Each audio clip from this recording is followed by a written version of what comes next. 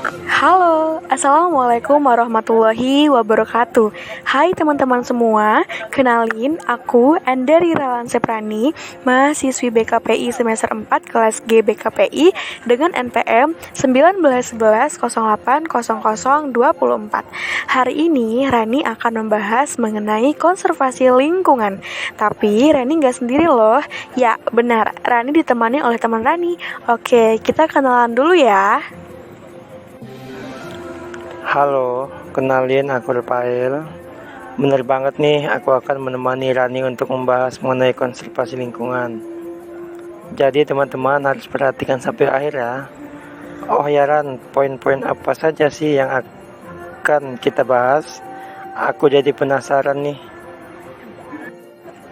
Nah, Rafael, dalam kesempatan kali ini, poin-poin yang akan kita bahas meliputi sejarah konservasi lingkungan yang ada di Indonesia, pengertian konservasi, tujuan, manfaat, metode, serta contoh-contohnya.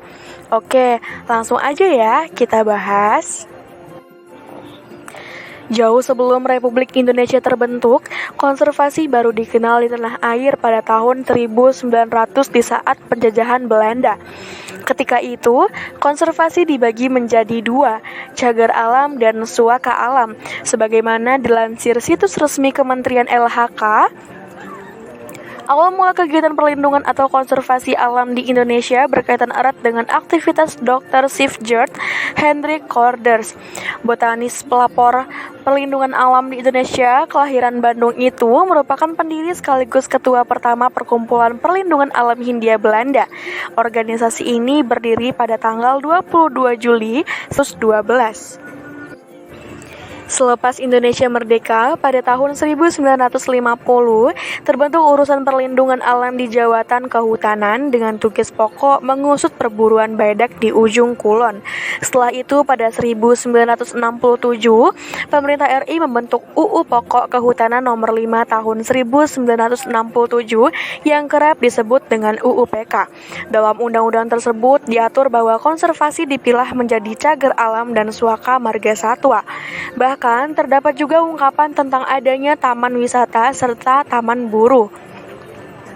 Semenjak itu konservasi pada alam semakin meluas. Pada tahun 1980, Taman Nasional muncul sebagai salah satu cabang konservasi. Salah dua diantaranya adalah Taman Nasional Komodo dan Taman Nasional Ujung Kulon. Setelah itu, semakin banyak area yang dijadikan kawasan konservasi untuk menjaga kelestarian ekosistem serta seluruh spesies yang ada di dalamnya. Nah, Rafael, kira-kira seperti itu sejarah dari konservasi di Indonesia. Gimana? Sekarang udah tahu kan? Wah, jadi seperti itu ya Ran, sejarahnya. Ya, aku jadi tahu nih Ran. Terus ngomong-ngomong arti dari konservasi itu apa sih Ran? Kalau sejarahnya aku udah tahu nih, tapi aku belum tahu pengertiannya. Jadi kalau pengertian dari konservasi adalah pengelolaan biosfer secara aktif demi menjamin kelangsungan keanekaragaman spesies maksimum serta pemeliharaan keragaman genetik dalam suatu spesies. Termasuk di dalamnya adalah pemeliharaan fungsi biosfer, misalnya siklus nutrisi dan juga fungsi ekosistem. Lalu, konservasi sumber daya hayati adalah pengelolaan sumber daya alam hayati yang pemanfaatannya dilakukan secara bijaksana untuk menjamin kesinambungan persediaannya dengan tetap memelihara dan meningkatkan kualitas keanekaragaman dan nilainya. Pengertian itu menurut Undang-Undang Nomor 5 Tahun 1990 tentang konservasi sumber daya alam hayati dan juga ekosistem. Jadi bisa diartikan juga sebagai pemanfaatan dan pengelolaan sumber daya alam seperti satwa liar, air, udara, mineral, gitu ya Ran. Iya, benar banget. Tapi setelah aku jelaskan pengertiannya, kamu sudah tahu belum sih kira-kira apa tujuan dari konservasi lingkungan tersebut? Tahu dong Ran. Jadi Tujuan konservasi sumber daya alam hayati dan ekosistemnya bertujuan mengusahakan terwujudnya kelestarian sumber daya alam hayati serta keseimbangan ekosistemnya, sehingga dapat lebih mendukung upaya peningkatan kesejahteraan masyarakat dan mutu kehidupan manusia. Wah, Rafael hebat. Sudah tahu tujuan dari konservasi lingkungan. Iya dong Ran, tapi aku belum tahu nih tentang manfaat, metode, serta contoh-contohnya. Ayo dong kamu jelaskan, supaya aku dan teman-teman yang nonton juga tahu dan paham. Oke, jadi teman-teman, manfaat dari upaya konservasi secara umum dapat dibagi menjadi dua, yaitu manfaat yang dirasakan oleh manusia dan manfaat yang dirasakan oleh komponen dalam kawasan yang dilestarikan keberlangsungannya. Nah, manfaat tersebut antara lain, yang pertama, manfaat ekologi. Manfaat yang diperoleh dari upaya konservasi ini adalah membuat keanekaragaman hayati bisa memperoleh perlindungan melalui keseimbangan ekosistem, sehingga terbebas dari ancaman kepunahan. Lalu yang kedua, manfaat ekonomi. Menjaga kelestarian alam juga dapat memberi manfaat ekonomi bagi manusia loh.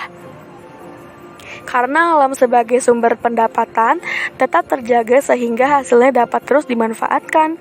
Jika suatu lingkungan mengalami kerusakan, maka resiko kerugian bisa terus meningkat. Selanjutnya, metode. Secara umum, ada dua metode konservasi lingkungan yang bisa diterapkan, yaitu konservasi in situ dan juga konservasi ex situ. Yang pertama, in situ.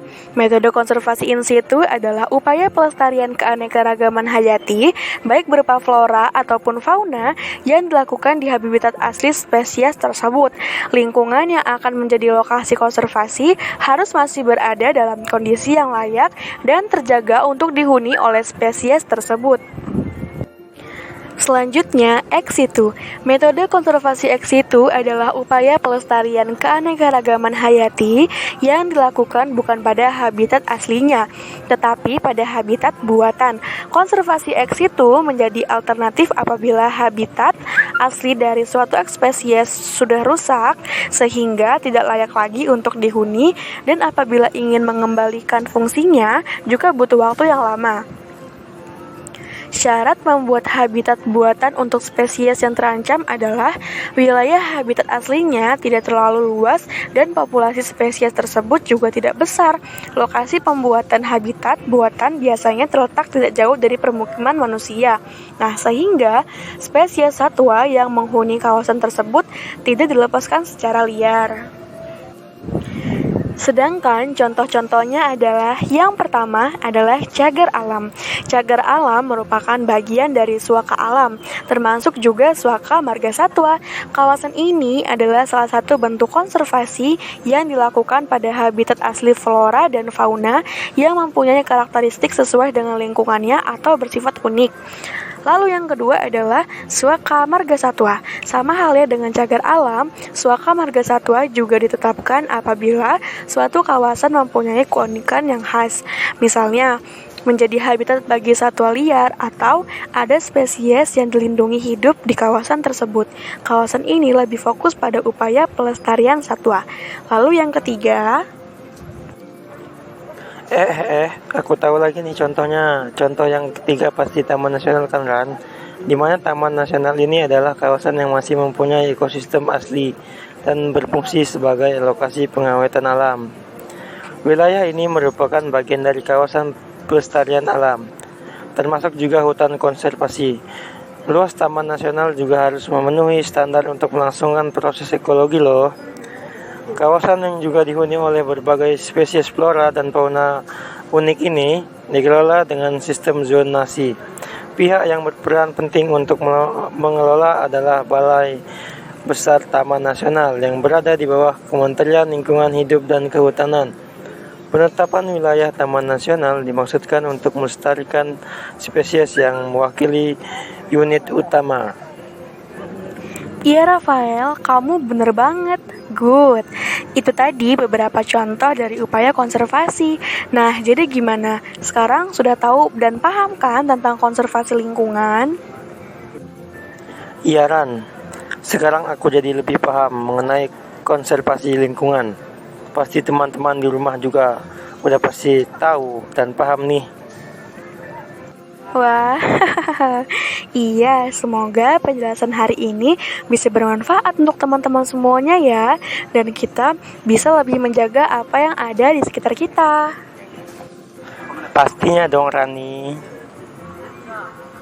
Iya udah yuk Ran, kita balik ke rumah dulu. Oke deh, ayo. Nah, teman-teman, kalau begitu kita cukupkan dulu ya penjelasan materi mengenai konservasi lingkungan. Semoga bermanfaat. Jangan lupa jaga kesehatan dan jangan lupa pakai masker ya. Sekian, terima kasih. Wassalamualaikum warahmatullahi wabarakatuh. Dadah. Dadah teman-teman.